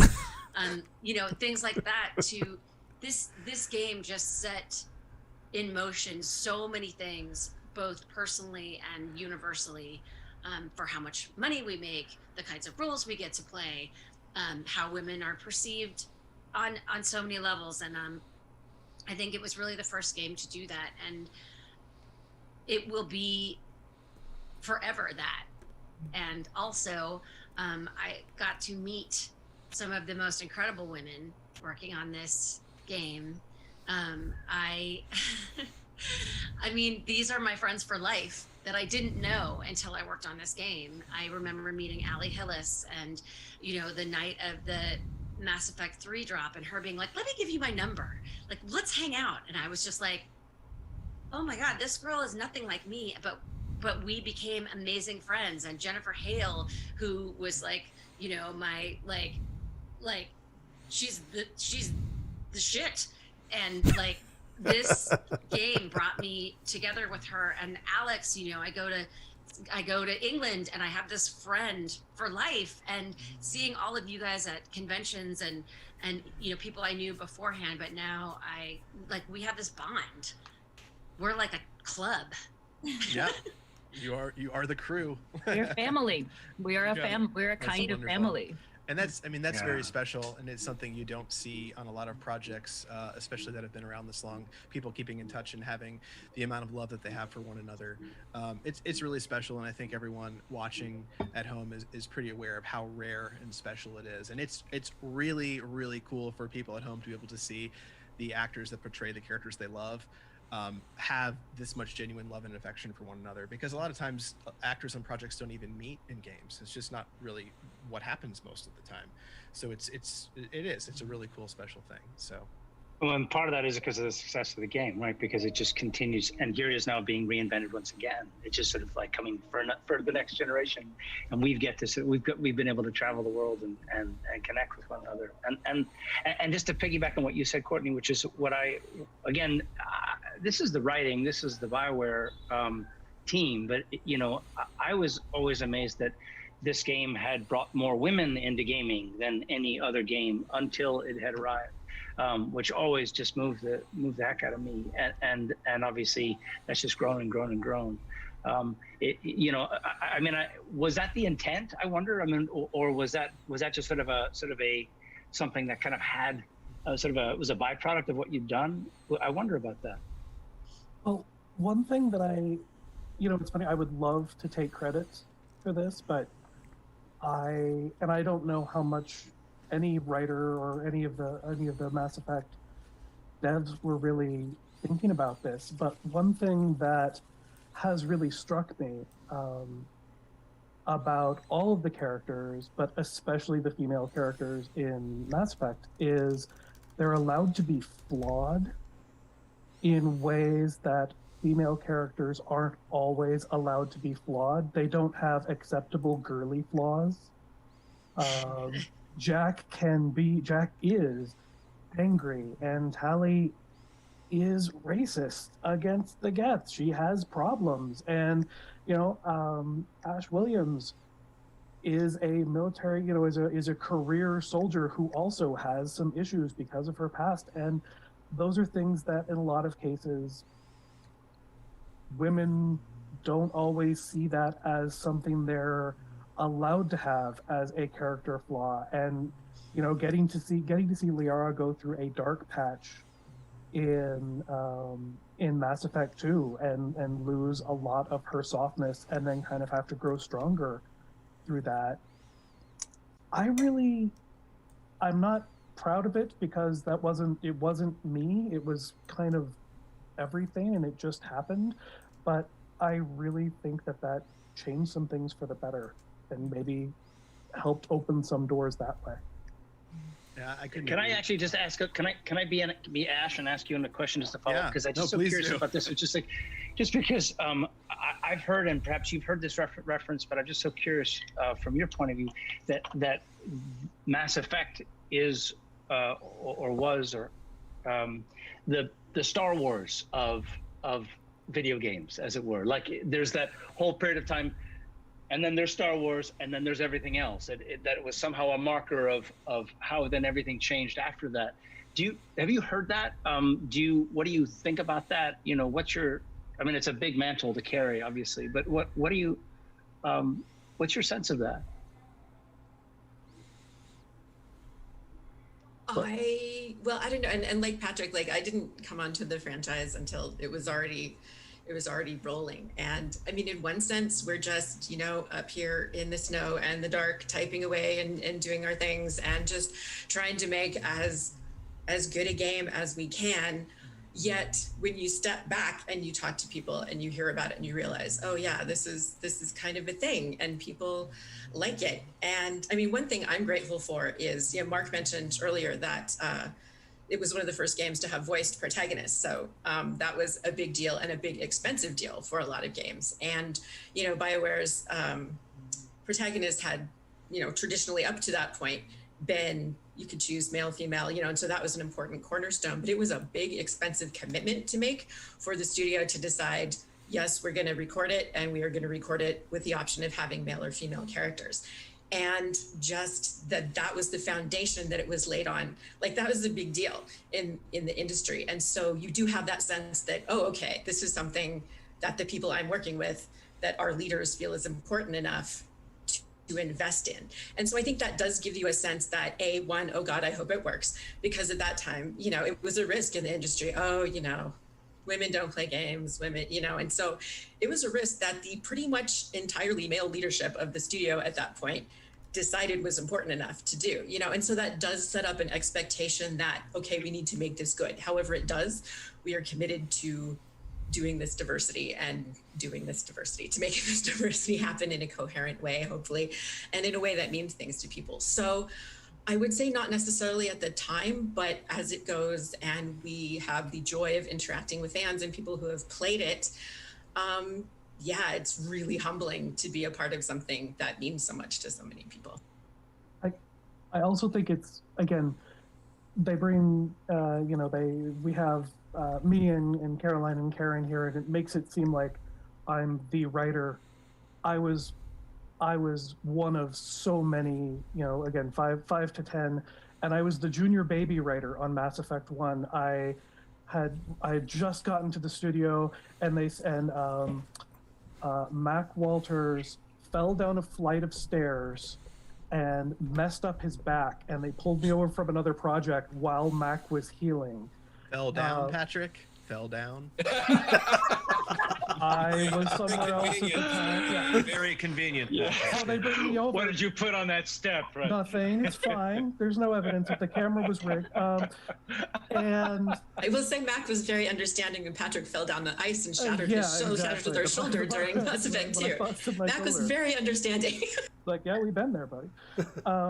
But I came over and I was like, I have all these ideas. And, on Mass Effect 1, my job was giving people things to talk about in the elevators to cover the So he's the load, one. because it was the first time we were trying to get the seamless transitions. And so when people took the elevator from one part of the Citadel to another, there was this long load we hadn't known about. And they said, Patrick, just give the followers something to talk about with each other. And I was just throwing stuff at the wall to see what would stick. I was making random guesses, and I think to an extent we all were. We were all these young people pushing on something heavy together, not knowing whether we were going to move it, not knowing whether we were going to get the rock up a hill. This just become a Sisyphean metaphor, and I don't really mean it as one, but you know, I think it's not until you stop and then look away and go, oh my God, we moved that. Oh my God, we made that together. You know, that's when you can really feel proud of it. But at the time, we were a big team pulling together, going, I don't know, is this working? I don't know. Let's find out. You just described the whole journey of the story. Right. You were living the story in different context or content, but the context is the same. What do you think, Caroline, if you don't mind me calling you out? I'm very interested in your perspective on this because you've been here since the beginning. And what do you think? I am sitting here trying to wrap my head around it and what our jobs are in the entertainment industry. And it's not so much that we should be projecting what we see in society, but maybe what we want to see in society. And I think that is something, and like Patrick was saying, I don't think anyone thought about that. It was like, well, let's have a female protagonist. Yeah, why not? Why wouldn't we do that? That makes sense. So yeah, I'm thinking a lot about that, and especially now during this time. But how do we want in the entertainment industry to support society to be better? Yeah. Does that make sense? That was all over the place. But No, that's a great answer. You know, you just reminded me of this. Oh, Alex, you go ahead, and then I'll No, I wanted to add a little something about this because I agree with what Jen's saying about representation of women, and I agree with what everyone said. But I also think what's really interesting, I'm just going to be a little bit controversial here because that's what I do. If you follow me on Twitter, you'll know that. But what I've realized is it also comes down a hell of a lot of the time, and it's a little bit sad actually. It doesn't come down to the actors or the directors or the editors or the writers. It comes down to the marketing team. And a lot of stuff, I'm not going to name any names because it's all been over the press this year about really big game companies who aren't pushing their female protagonist forward, and therefore she doesn't get equal publicity or equal airtime, even though she has the same journey as the male protagonist. And that's just really sucky. And like, you know, I don't actually know the femme shep, male shep covers, but like the Inquisitor was completely like, you didn't know, androgynous. You didn't know if it was a man or a woman on the cover. And that was one of the reasons why it worked so well, you know, because it was the image like that. And I just think, like, I look at some of the marketing stuff sometimes and I just think, I really do wonder whether the marketing team knows what it feels like to be the actress that has spent the same amount of time in the voice booth as the man, often trying to copy the man's time codes if you have to deliver a line within a time code, possibly paid less than the man, but you're still like, I've done the job, I've done the story, it's going to be something different, you know. And then you see the images, you see the press, you see it on TV, you see it on the side of buses. Marketing shoots you in the foot. In town, and there is just nothing about the female player character. And I can only speak as an actress here, but it is crushing. You know, I've been in that position. I've got other friends who've been in that position. We all know women who've been in that position. And like, marketing really needs to kind of step up now. You know? Yeah, and that was the beautiful thing I think that Bioware did with this is they took it on. They listened, they took it, and they took the risk. And then that goes back to the point that what Caroline had said had reminded me of, which is people become who you speak to them as. When you speak to them like they're ready for this, when you speak to them like this is, when you speak to the world like this is what I want, this is who we are, then we become that. You know, we've seen both the downside and the upside of that, and that's the whole thing that's driving me right now, speaking of Twitter, which is that what you focus on grows. And focus means what you discuss, what you think about, what you look to, what you retweet, what you repost, like that's going to grow. So keep your hand, be mindful. You have power in these hands. Don't use it to strike things and amplify what you hate. Definitely call out what isn't working and then spend 4 times the energy on what you do want, because it is a property of physics, and it is, we all are powerful creators. every one of us, every one of you people watching, every one of us people here, like, it is a truth, and we see it in this game. We see what got created by the intention of a group of people, and the wave that got started, and the desire that it met, and the need that it filled was beautiful. Yeah. Couldn't agree more. That's fantastic. We have so many more questions, and I want to blow through a handful more before we do some line readings, which I'm incredibly excited about. But we got one that kind of ties into what we were just talking about from Alenko. This is for Karen, Patrick, and Raphael. He says that Caden is kind of known for his random comments in Mass Effect 1. Were those at all improvised, or were they already written down? Because I need to thank whoever was responsible. Were those Patrick writing elevator moments? Is my question. So where did like a lot of Caden's quirks come from? Does anyone remember? Because he did say so many random things, especially. They weren't improvised. I can tell you that. Not improvised. Yeah, I mean, I mean, obviously they, you know, kind of captured sort of this sense of kind of what, how would you describe it? I don't know, just sort of, I'm a rebel and I can say what I want to say, I guess, or, you know, and just kind of what's in my head, as it were, from that point of view. But I you know, what seems effortless and like it just happened naturally is, you know, a collaborative effort between Caroline and Patrick and everyone, and Karen, in terms of making it, you know, just flow and actually make it seem like it was just happened by accident. Just you being a strange guy, when in fact it was strange guy writing. It was fantastic. I mean, that's, Right. Well that's the said. thing that's wonderful about this. Oh my gosh, sorry, my phone is typing things by itself. This is what's wonderful about the series is that the people that are playing the game can't tell because it all feels so natural, so beautifully written that it feels like actual conversations that these fictitious characters would have with one another in an elevator, and it just feels like a very real situation to be in, and that kind of harkens back to what we were talking about a little bit earlier. It's just that it's so well written that is why we're all here today still talking about it so many years later. It's a very special thing. I would say it's actually due to Caroline and all the other people on the screen, because it's you all who made the words come to life. I mean, we've all, I mean, you know, I look around and everyone who's on here has just such extraordinary careers, you know, in so many different places and other, needless to say, other venues, other games, other things. And you know, we all each of us come to each project with a desire to want to bring your A game. But because it's such a collaborative thing, and because obviously in this case, you never know. And this is, I mean, in a long career, you may have 3 or 4 of these, but this is a lightning in a bottle one, right? And this is because of everyone coming together. And not that any other thing that I've done is not as important or passionate to me when I'm doing it. But this one is really, it has sort of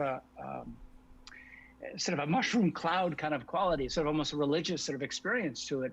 And as the tattoos that people will show you, or as kind of the tears in their eyes when they come up and or are talking to you or shaking, or when there's this sort of sense of like, here we are 10 freaking years later and we're still talking about it. We're meeting on 7 day, and clearly we're going to do this next year. And you know, there's this, you know, Jennifer started a tradition, but there's something that, you know, we all get to kind of really gather together around this thing that you know, I'm so grateful for, you know, and so I have such regard for each of you and what you bring to this, and to be in your company is just, it's really something. It's really something. Tag on to that, the one you really, you're sweet, but also I wanted to tag on that you talk about in a career of lots of things that are good and mediocre or whatever, you get like those couple things that really stand out and last through your career. Having it be that and also be really good, that's really unusual. And so I'm really part that this is one of those things that's also really good, that's going to follow me through whatever remains of my career. So it's cool. Those are beautiful points. Just wanted to share that. Other parts of your career too, and you know, like I've gotten on camera auditions. I don't even really do on camera, and they're just like, "Hi," and I'm like, "Why are they looking at me like that?" I'm supposed to be a pregnant hillbilly girl, and they're like, "Yeah, you're Jack," and I was like, Am I not getting this part? I'm not getting this part. You just wanted to say hi, didn't you?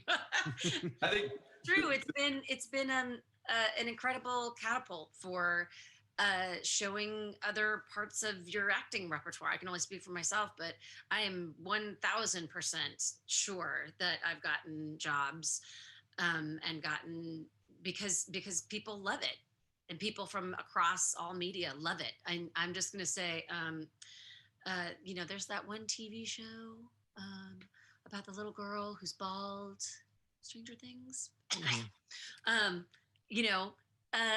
It's affected other storylines, other mediums. Yeah, absolutely. Yeah. Yeah, I think I started working in games. I was a teacher for a long time, and I left and started working in games about 5 or 6 years ago. And I think half of my first games job interview was talking about Mass Effect with the development team. And without a doubt, my love and passion for the game is what ended up helping me switch careers, because there's so many people in development in the game space that have such love for the Mass Effect franchise and see it as, the Citizen Kane of video games, or the Star Wars of video games, that I think you'd be hard pressed to go to any major development team that's around right now and ask them, hey, what are some of your favorite games? I think Mass Effect would be on, their top five or 10 list across the board, just because of exactly what it is. So I think, if a lot of us, even like me, way out in the periphery, have been highly impacted by the work that you guys have done. So I think what you're touching on there, Ash, is a really brilliant concept. Way back in the beginning of my career, a dear friend of mine was studying theology, like at McGill or somewhere, and we were talking, and I was bemoaning the superficiality of my career choice versus his, because I wanted to have meaning and impact, etc. And he's like, just stop. And he told me about the concept of divine spark, which is that when you're in touch with the highest and best part of yourself, and then you go do something, it's like a little spark, and it alights upon what you do. And when it goes out into the world, it will strike others, and maybe like awaken a little, like Cindy Lou Who, in Horton Hears a Who, a little yap, to awaken them to some highest and best part of themselves, even if they're not paying attention to actually listening to what you recorded, whatever. Just the spark exists, and if you hold that spark and operate from there, it goes out and it amplifies. And that's what this game did, I think. I think you're 100% correct. Mm-hmm. We'll go back to questions if time permits, but I want to give us ample time to go through some lines and have some fun. So does everyone have the PDF that was sent out? Can you throw it in the chat? I might be able to. If not, Ryan is still here, so I think Ryan can probably do it. Okay. Yeah. All right. Ryan's amazing. Ryan's our magician behind the curtain who makes all this happen. I had so many windows open as I was starting this that I was like, I'm so glad I'm not Ryan today with more windows open, because I'm going to go to your email, Ash, and find the, there it is. There it is. Look at Allie printed out and ready to go. Has her homework. Okay, I just threw it in the chat. Everybody can click on it in the chat. I can't believe I did that. That's extraordinary. I'm not making the rest of us look bad, Hillis. Cool. I'll give everyone a minute. And while everyone's opening. I printed mine out this morning. You what's that? I said I printed mine out this morning. Oh, there you go. Show off. Excellent. I also have no work at the moment, so. Hey, that's a good thing too. Pages, right? We have 3 pages, you guys? It should be 3 pages. I think there's. Yeah. I was drinking champagne this morning. I didn't have time. Oh, girl. So this morning. Really? What were you celebrating? And 7 Day. Nothing. Yeah. Yes, the remaster. Lots to celebrate today. So if you are watching at home, what we're going to do is, you guys sent me, along with questions, you sent me scenes that you would like to see performed or lines you would like to hear read. I didn't know Caroline was going to be here, but I'm so incredibly happy that she is, because that means I do not have to direct these, because that's absolutely terrifying as someone who does not do it. No. I learned a few things. Get in there, Tiger. Oh no, please God, I'll cry. So I think Caroline, Patrick, and Karen are going to kind of tweak these scenes out a little bit, and we're going to have some fun and run through these in any order that we want. We're just going to hang out, read some lines, and have a good time. Sound good for everyone? Sounds great. All right, cool. Let's do it. Caroline, the ball is in your court. I just want to see you work. You could pick whatever you want, do whatever. Oh, so do we want to go down it, or should I like just pick any line, or? You can probably What just moves you? Yeah. What speaks to you? Yeah. There's no rules. You don't have a boss today. Yeah. Why don't we start with Steve? We're gonna just shuffle off down to line 8. And what's happened prior to this line is you were running through the ship with Arachnai was chasing you, so you're buzzed right up, and you run into a room, and no one can see you, so you have to let them know what you are, and you say this line. And that was all made up. That's not what happened. That was beautiful. I think it's going to give you something. I'm getting chills. I'm just getting chills right now. I'm backing off on my volume a little because I'm going to do it the way I remember it. All right. I am Krogan! Woo! Yes, you are. Yes, you are. Wow. Sure, And now we all are. Yeah, we are for sure. Did I get some on you? No. Don't say that. We all had that I am Krogan moment earlier this morning, I think. So. Yes. Yeah. Wonderful. You gotta check the chat now. People are gonna be so happy. Yes. There's some good ones in here. There's let's go to Caden, line 17.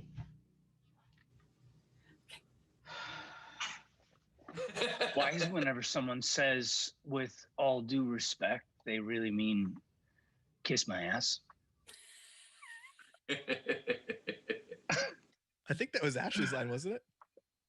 Was that Ashley? It is Ashley's line, but she's not here, and someone really needed to say it because that's one of my favorite lines. So thank you so much for doing that. I'm sorry. I went to 17. I didn't see it. My apologies. It might have. It was great though. Here's Caden.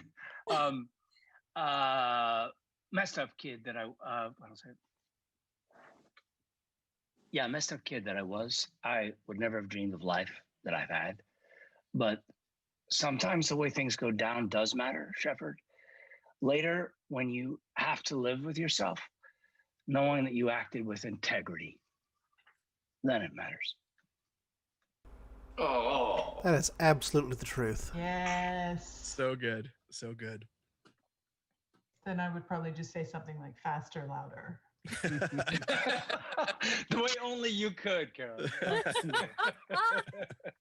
You know how many tears have been shed in the booth? How many times have we all cried in the booth while performing and listening? Can I tell you my crying story with Caroline? Uh-oh. Yes, Abby. We were recording. I've never gotten to tell this story with you present, so this is delightful. We were recording the end of 3, and which I never call the end because I'm always like, I'm here. If you ever, and it was the goodbye to Gareth scenes, and the writing just crawled right up under my skin. And I went to say the lines, and I was just like, bloop. I couldn't speak, and I had to take a second because I was like, Shepard does not cry. And so I took a minute. I was like, hold on. And you were on Skype. I couldn't see you, but I could hear you. And the rhythm was every time we finished a line, you'd be like, okay, yeah, all right. And you talk to the engineer, blah, blah, blah, B-A, okay, blah, blah, blah. And then we go on to the next line. It was that rhythm, bum, bum, bum, bum. So we did this line, and I had to take a second. I broke the rhythm. I paused, and I was like, okay, ready, and I did it. And it was all I could do to say those words. And then there was dead silence. And I was like, did we lose the Skype? And then I said, Caroline, I heard, yep, hold on. I was like, because you were so strong and so steady all the time. You're like, nope, you don't got me. You don't got me. And I was like, oh, I got her. I think that might have been one of the last sessions we did too. So I was a wreck. I'm a wreck. That was John Dumbrow wrote Gareth in 3, and I'm gonna tell him that he broke both of you. He did. You can tell him that he got you to crack, because that will mean a lot to him. I wish we could have had Brandon Keener in this. If you don't mind, but I also remember this scene with Anderson. Anderson's spoiler. I think we're good. We're good. It's been multiple years. 10 You're years. fine. 10 years. But I do remember going through that because of our system. You could hear Keith David doing his performance, and just that moment of him, you know, talking to you like you were his daughter, and I was so I mean, that was the amount. Too many tears were spilled. That was one of my favorite moments because you just brought up something really key for the recording experience for us. Am I allowed to say the name of the system that you came up with?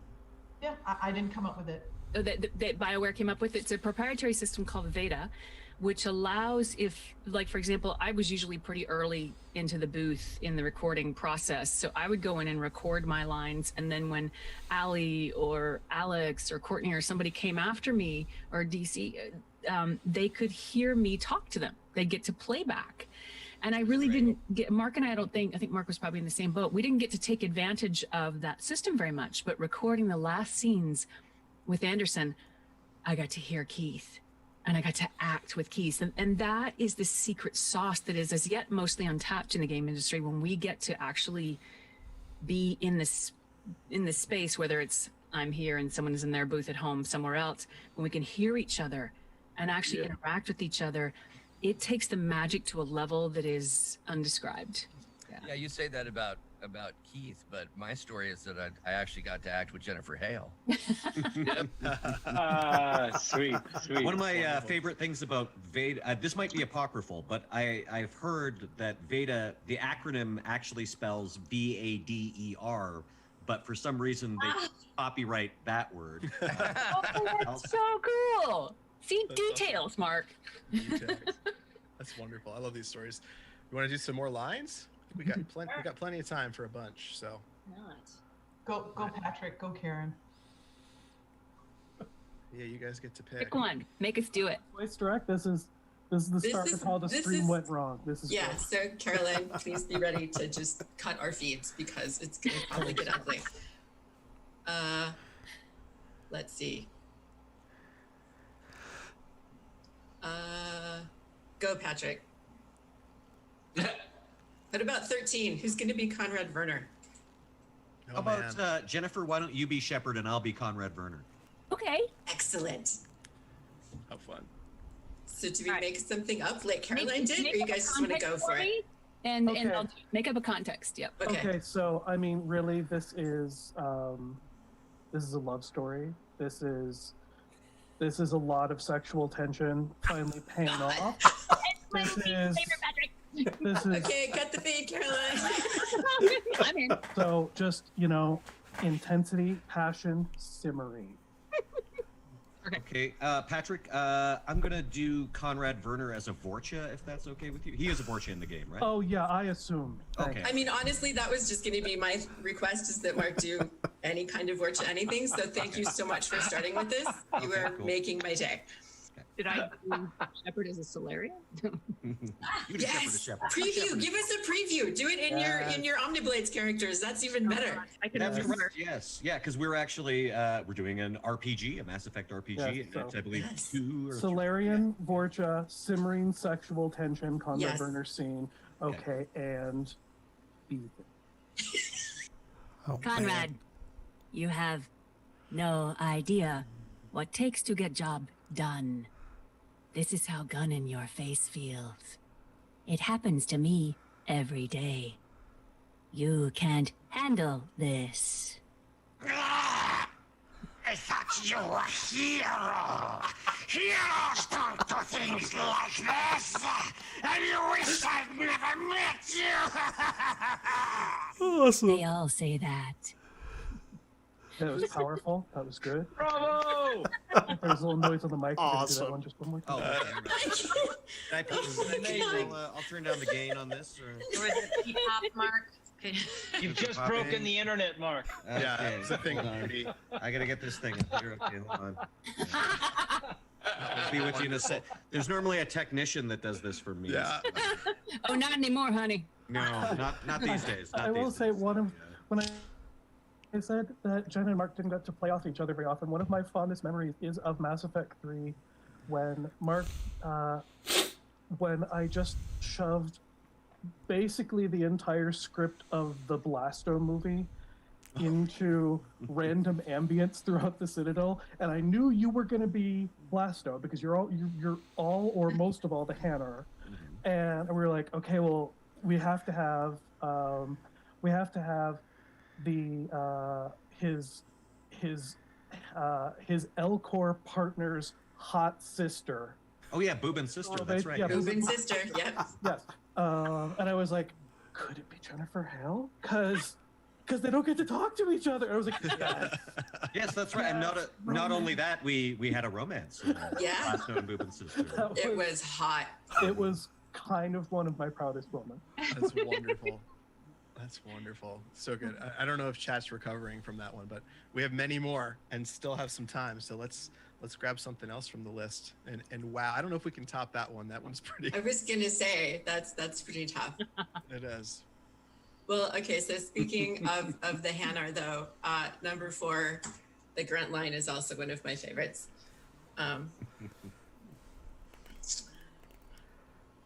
I don't know how to set this one up. I mean, I'm looking out my window and there's a lot of snow out there and it's cold.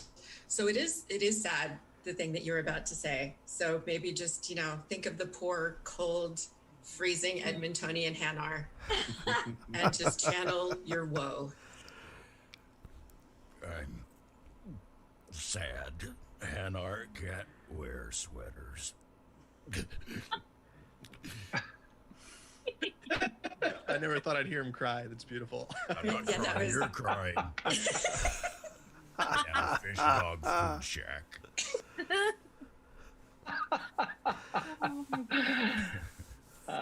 Okay, Caroline, can you do another one? I'm laughing too hard to be of any use right now. Why don't we go down to line 14? The Shepherd Trainer combo. Happy to. What number? 14? Line 14, according to my 14. Yeah. Why don't we make this Jennifer and Alex? Yes. In honor of the mums, I'm all in. Do we need a different scenario, Caroline, or do we just go for the reenaction? We roller skating? So wonderful the first time. Oh yeah, we could be roller skating. I hadn't read it, so just give me a second. Let's just do take one, and then I'll. Oh, so we can see a switch up. We'll do it straight, and then give us a crazy take 2. Okay. Yeah. Okay. Commander, come to check on your new recruit. Just wanted to see how you were doing. Still trying to get my bearings. When I was working on the Normandy's upgrades, I left at the end of the day. I didn't even have a toothbrush or a change of clothing until I made some emergency purchases on the Citadel. Next time you need something, just ask. We're all in it together. It's no trouble, Commander. I'm sure you have larger concerns. Don't mock the toothbrush. Page! It goes on to the next page. Sorry. I didn't see that. See, I do that all the time. We can put in a requisition order. My toothbrush is a Sigen Pro Mark IV. It uses tiny Mass Effect fields to break up plaque and massage the gums. It costs 6,000 credits. Okay, yeah, you're on your own with that.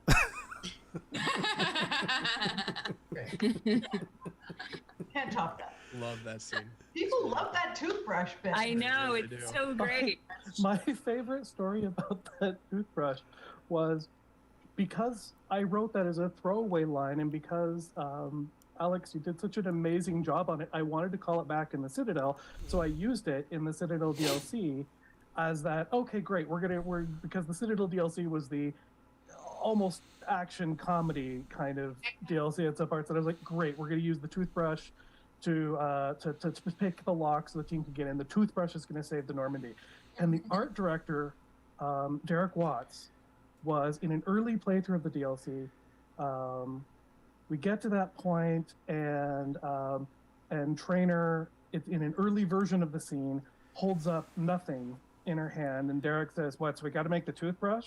Really? It's gonna be like thousands of dollars to render that toothbrush. You know that, right? We got to render a toothbrush just for one thing, and then it gets to I can't believe a toothbrush saves an arm, and Derek deadpans at me, looks in the room and goes, "Okay, that's pretty good. I'll make the toothbrush." It's like, okay, good. I got my toothbrush. That was the work we put in for that. That's beautiful. I have a random question about the DLC. Whose idea was it to have us find out that Morden was working on a noir novel? Okay, so I think it was Dumbrow's because Dumbrow. I'll just say, by the time these things are happening, we've been working for a long time, possibly crunching a little, so everyone's getting really punchy. We're a little and punchy. some of it makes it into the game. Yes, and there was a time when I had said, okay, well, I don't know. Morden he's made his big sacrifice. We made a lot of people cry. Would it really be appropriate to bring him back for anything? I'm not sure. I don't, I really want to honor that and respect that. And kind of the entire team just looked at me and said, I think Morden needs like a couple more songs, dude. I think you can just do that for us. So I was like, oh, well, all right. If you don't think it'd be disrespectful, I could put in something where he's doing a couple, little things, maybe have him working on his noir story. Because again, by that point, you had shown me that you could deliver literally any line. So I was like, yes, okay. The sky was the color of a TV station tuned to a dead boy. Sure. All right. He could say That's that. right. That's right. That was funny. So good. Okay, thank you. So we are getting something on the Citadel as well. Sorry. No, go ahead. Did you get drunk on the Citadel? Is there? I remember him in the shower. Not at the Citadel. Well, Grunt and Tally ended up drunk. Yeah, he ends up drunk and in the shower, right? I cast again. That's the sweaters line. Madness.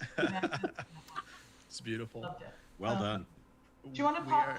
Let's go to line 11. Yeah, 11. We're getting lots of requests for line 11. Everyone wants to get their heart broken.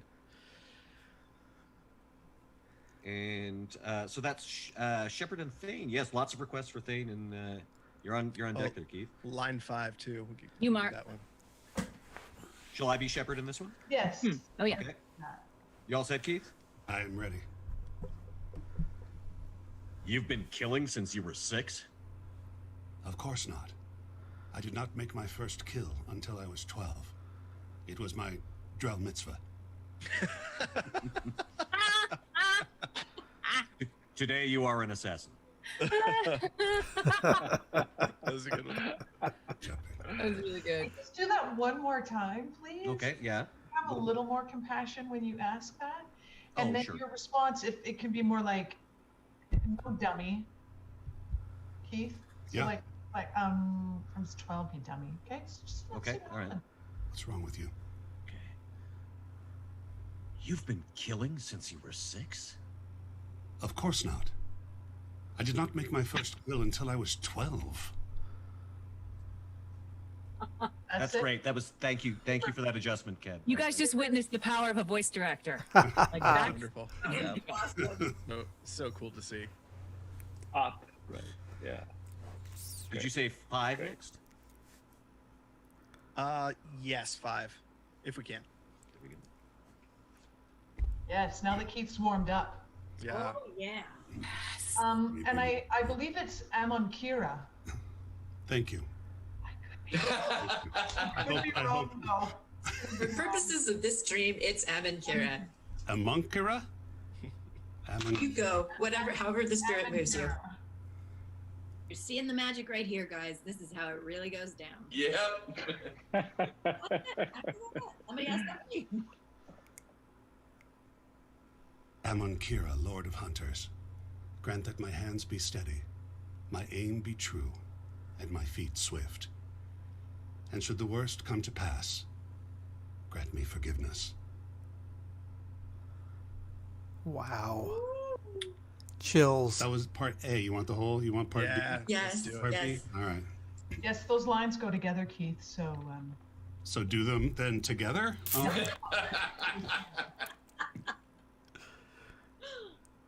The body is not our true self. The soul is. Body and soul work as one in a whole person. When the soul is weakened by despair or fear, when the body is ill or injured, the individual is disconnected, no longer whole. Who wrote that? Who's that? Who's Beautiful that? stuff. Crazy. So good. I'm trying to remember if that was Chris Hepler or Chris Latoile, but no, whoever it is, that was amazing, Keith. Okay. Those are the things that made this such a treat, and there's been so much going back to DC's comment about learning as you act that it's not about acting at something, it's about allowing the emotion to be full and open, and it's about getting out of the way. And Thane was a real lesson in opening up to the character, in allowing this beautifully conflicted character to exist. And that comes back to, again, why the writing is so good, is that each character has these conflicts within themselves. They are flawed. Each character has a tragic flaw that is revealed through the course of conflict. And that's how great characters are revealed. So grateful. And finally, going back to the history-making aspect of Mass Effect. Star Wars for sure. But the reason I love Star Wars so much is because of a show I watched as a kid called Star Trek, where you got to look at the bridge of a global enterprise where you saw a black woman and a Russian man and an Asian man and a Vulcan all working together to discover a new universe. And a Scotsman, dear God. I think as much as this Mass Effect definitely is picking up on the Star Wars of our generation and the Citizen Kane, I also think it's a huge, with its representation of all aspects of humanity, really a child of Star Trek as well. So awesome. I think That was very well said. stated. Yeah. Can I shatter that by asking you to say "sleep well and dream of bulbous women" for me? Because that's my favorite Thane line ever. Sleep well and dream of bulbous women. Thank you so much. That was beautiful. Thank you. Wonderful. I think we've gotten some Ali Hillis Liara Yes. requests. How about number 10? Yeah. I want to start with number 10. Is that okay, Ali? Yeah. Can Oh, somebody... her dark phase. I love Ali's dark phase. It's so good. I know the dark phase was good. I was confused a little at first, but this is nice. Does somebody have, can you set the scene for me a little bit? I believe someone has decided they don't want to pay you for the information that you've acquired for them now that they've gotten the information, and you are politely negotiating the terms of your compensation. I'll just say, hey, little lady, you don't need to worry about that. Someone's just called you little lady, so go. Oh, yeah. Have you ever faced an Asari commando unit before? Few humans have. I'll make this simple. Either you pay me, or I flay you alive. With my mind. I love it. I love that you can just flip into that voice and it sounds still identical to this day. It's unbelievable. I'd pay you twice. Yeah, so good. I don't know which ones do you guys. What's chat We need looking some like? Jack. Yeah, let's get some Jack in there. I think line 6 has some great Jack stuff. There it is. Yes. Caroline? That's the one I was looking for. Oh boy. Can you be a little drunk saying this line? I think this is at a bar. What's the bar, Patrick? Afterlife. You're at Afterlife. Yeah. Well, that's one of them. Yeah. You've had a few cocktails. The top line? Yeah. Okay.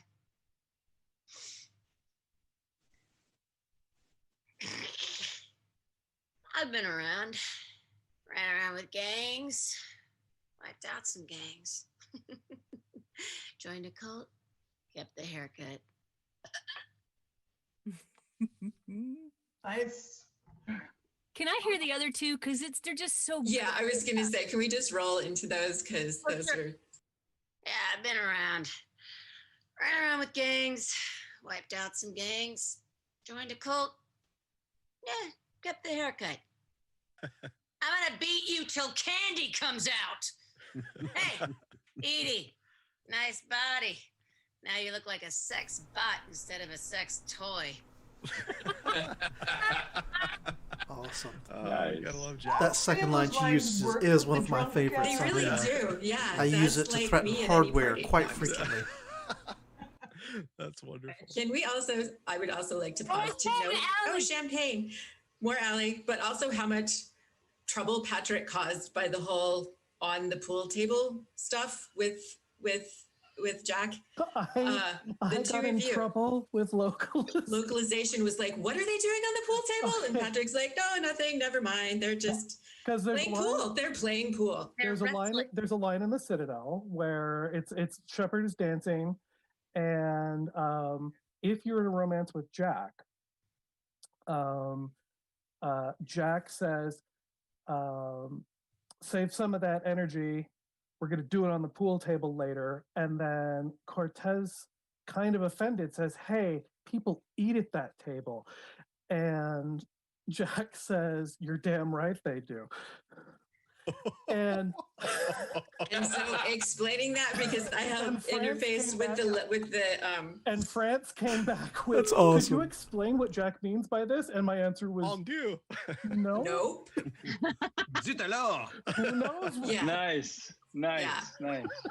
Because the editors get the translator questions, but the big ones we pass back to the writers, and I'm like, Patrick, this one is your fault. You were answering this. That was your line, Patrick? Of course it was. Why don't And they accepted that? They just said, okay. They just moved in. They haven't got any furniture yet. That's right. They put a cloth down on the table. The best part is it was France who needed me to explain the joke, while apparently Germany was like, yes, please confirm that this is regarding the possibility of oral sex. Thank you. And- Okay with it. Nothing sexual rattles Germany. It's great.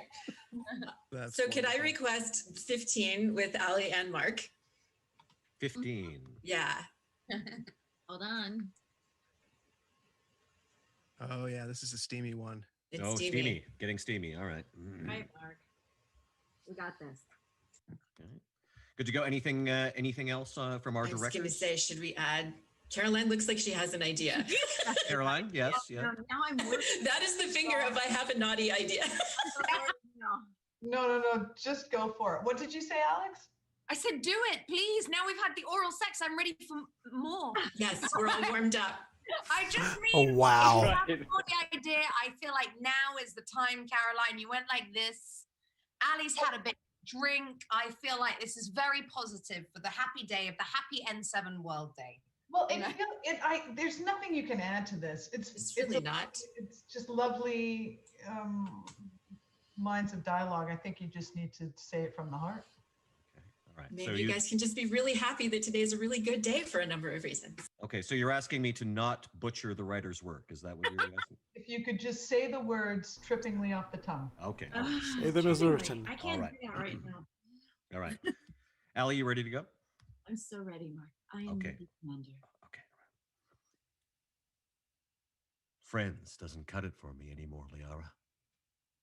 Well, that sounds serious. I am serious. Whatever happens, I'd like to spend my life with you. Then you're extremely lucky. But I feel that way too. Oh, I needed a shower. That was so steamy hot. Yes. My monitor was To the scored. pool Awesome. table. That was wonderful. Off to the pool table for both of you. When you're dancing now? I have a question for you guys. Was there a conscious decision to not romance Legion? Because there's a lot of upset people out there about that. Yeah, there are. I'm sure there's mods. There's mods that you Yeah, can. a lot of Are there that like to voice Voltage that? problems. Yeah, a lot of creative reuses of "There Was a Hole." Who said voltage problems? That was really That good. was me. I'm sorry. Voltage Voltage problems. I think it was a process of us just kind of figuring out what we wanted to do. If we had known, I mean, I'll be honest, the number of people who were like, I don't know, are people going to want to romance Garrus? Are people going to want to even romance Liara? She's blue. I don't know. I mean, I kind of see that as she's blue. She doesn't really have hair. It's kind of spikes in the back. Are people going to be okay with that? We'll just have to see. I think we were young and naive, and now we know that Bioware fans are thirsty. I do remember. I do remember the discussions of Thane and the first art of Thane.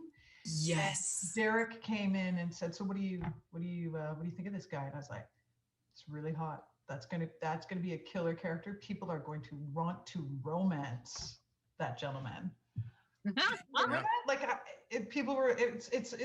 remarkable, but they fall in love with these flawed human beings, flawed characters, and Thane was another one of them. And also, unfortunately, generally, there's a fairly high cost element to having romances and all the extra scenes and stuff. So a lot of time it's more just, we've got X number of nookie scenes we can have. How many characters can we fit in, so to speak? Phrasing. No, that's. I actually have another question. Can I ask another question just of the Bioware team?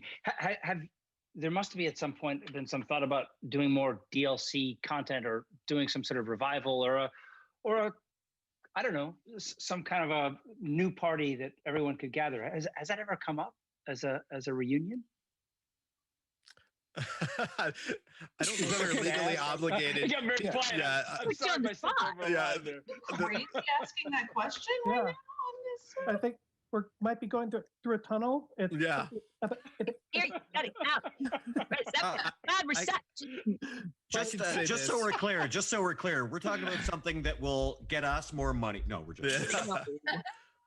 There was a press release this morning. That I was going to say, I might refer you to the Bioware blog. Yeah, something new is being worked on. Those are legal things that legal people are allowed to say. That's right. My apologies. We are getting close to time. I want to make sure that we read line 19 because I think it's very it's suitable for today. So line 19, and then we're going to plug a couple things that are happening today on a 7-day and a couple other things, and then we're going to get out of here. So let's do 19 quick, and then we'll wrap things up and start to say our byes. And can we share this, Mark? Do you want to start certainly. it and then I'll finish it? You bet. Okay. Perfect. Lovely. This war's brought us pain and suffering and loss. But it's also brought us together as soldiers, allies, friends. This bond that ties us together is something that the Reapers will never understand. It's more powerful than any weapon, stronger than any ship. It can't be taken or destroyed. The next few hours will decide the fate of everyone in the galaxy. Every mother, every son, every unborn child. They're trusting you, depending on you to win them their future. A future free from the threat of the Reapers. Yeah. Thank you guys Awesome. so much. Such awesome talent. If I could just do an augmented Legion line just to round it out. And here it comes. Does this country have a soul? Yes, it does. Awesome. Thank you. Let us heal now. Let Yeah. us heal. And gloat. Mark, do you want to say something about Michael Hogan's fund? Yes, I just wanted to take this opportunity on N7 Day to put out a call to Mass Effect fans. Anyone who feels that they're able to, if you could donate to Michael Hogan's fundraiser. For those who are unaware, Michael Hogan, beloved Mass Effect cast member and a fantastic human being, suffered a very serious accident earlier this year. I just tweeted about it earlier today. You can also find it's a GoFundMe account for Michael Hogan, so you should be able to find that link. And they're very close to reaching their goal. So it would be really great if we could push them over the line on N7 Day. Amen. He's an extraordinary guy. In fact, I'm going to see if we can put the link for the fundraiser in the comments section of the video. I Please. think we That should would be be able great. to do that. Ryan will weigh in on that. But yes, that would be amazing. He's a beautiful man. I mean, just a beautiful man. And supporting them is so important. Yeah, I know the community cares deeply about him. So hopefully we get a couple extra bucks in there to help him out. Before we get out of here, I want to say, thank you to you all. It means a lot to everyone watching, and your performances are absolutely magical, and the work you've done on the game is absolutely magical. And we, all of us in the community, couldn't thank you enough. We, of course, are hoping for more in the future one day, so we'll keep everything crossed. Jennifer and Mark, do you want to plug the game that you guys are doing on the official Bioware Twitch channel, I believe? Oh, yes, Mark, you say that. Sure. We are doing a Mass Effect RPG. It's a reskinned version of Blades in the Dark, and we have very cleverly called it Omni Blades in the Dark. And you got a little taste of it because I will be playing a Vorcha, and Jennifer is playing a Solarian. And we're also joined by some devs from Bioware and some folks from Friends at the Table, including Austin Walker, who is our fantastic GM. And I believe that is starting at, I want to say, 2 p.m. Pacific on the Bioware Twitch. I think so. Yeah. get it right? And be kind. It's only my second time ever doing one of those. You were fantastic. I loved your character. I had so much fun. I'd like to nominate you for Solarian of the Year.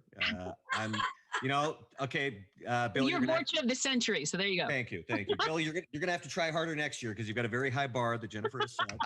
I saw and heard.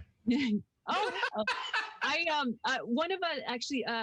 Anybody out there who's wondering, we are signing after this. Several of us are signing after this, so that is happening. Just check our individual social medias; you'll find us there. Yes, almost forgot to plug that. So yeah, check out everyone's individual social medias to get some stuff signed.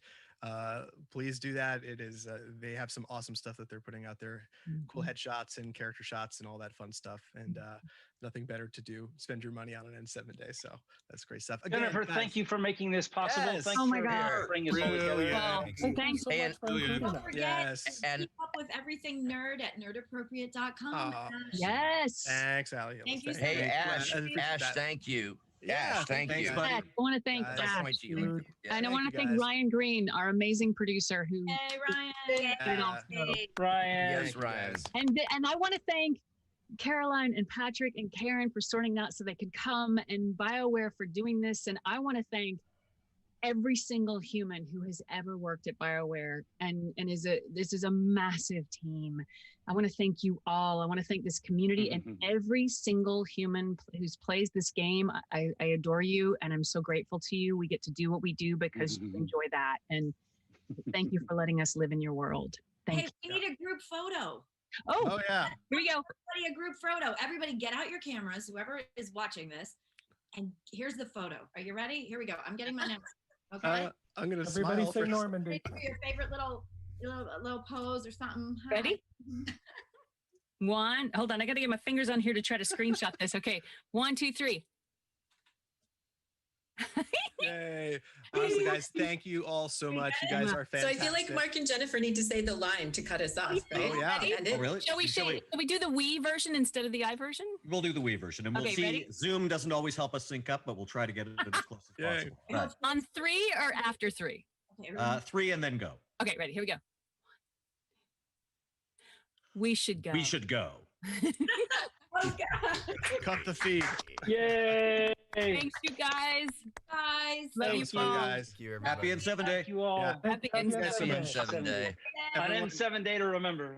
yeah, Yay. everyone go it is. celebrate. Seriously. Do you Go guys forth and heal. Go forth and heal. Yeah, Wow. absolutely. It was really nice to do this with a pot.